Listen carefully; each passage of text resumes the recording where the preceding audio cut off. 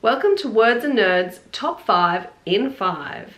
Number 5, we have Mark Smith's A Road to Winter and Wilder Country, an Australian dystopian that follows the story of our young Finn and how he navigates the new world. It brings up really important issues about refugees, climate change, and of course, what you do when the world turns upside down and whether you can still follow your moral compass.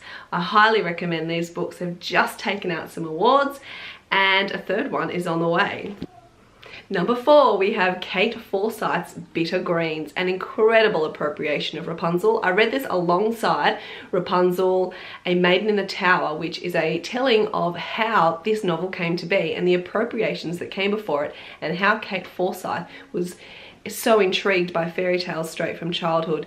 You will fall in love with Charlotte de la Force, who was a feminist way ahead of her time, who does some incredibly crazy and zany things in order to live the life she wants. An amazing read, you'll love it. Number 3, The Sidekicks by Will Kostakis. This novel details the story of 3 boys who are very different and their voices are beautifully distinctive and beautifully authentic, and how they navigate the world when they've lost someone in it.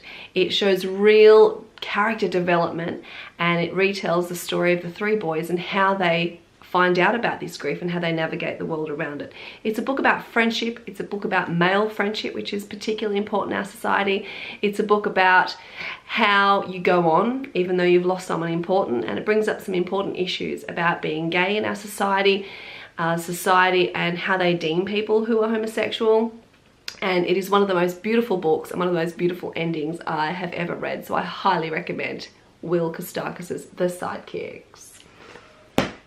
Number 2 is this epic brick of a book, Colombiano. Look at how many pages, about 600 or so. I devoured this book, even though it looks huge and intimidating and is really heavy. It was an incredible read. It details the life of a child soldier, Pedro, in Colombia, and you have to keep remembering that this kid is 15 years old and the things that he has been made to do because of his new position in society. It's a book about revenge, it's a book about love, it's a book about redemption, and you will not be able to put it down. When I spoke to Rusty, he said that some of it was fact, some of it was fiction, but the fact will just blow your mind. It is disturbing, but it's a story that needs to be told. And the torture scenes were true and were real, and when you read them, you'll need to stop and take a breath, but it's a story that needs to be told because we so often see child soldiers as a headline in the newspaper, and this book really provides the details about what actually happens in a war that cannot be won. An incredible read. I highly recommend it. I know most of you have probably read Marching Powder. This book is as good as that. And my number 1 read is another Kate Forsyth book. This book, Beauty and Thorns, just was so incredibly beautiful. It details the female perspectives in the pre-Raphaelite era of the artists and the art. And what I loved about it was whenever I was reading about an artist or a piece of art, I could Google it and find out exactly what they were painting or what it looked like. It details the life of Lizzie Siddle, who was actually the model for the infamous Ophelia painting, which I'm sure we've all seen and loved.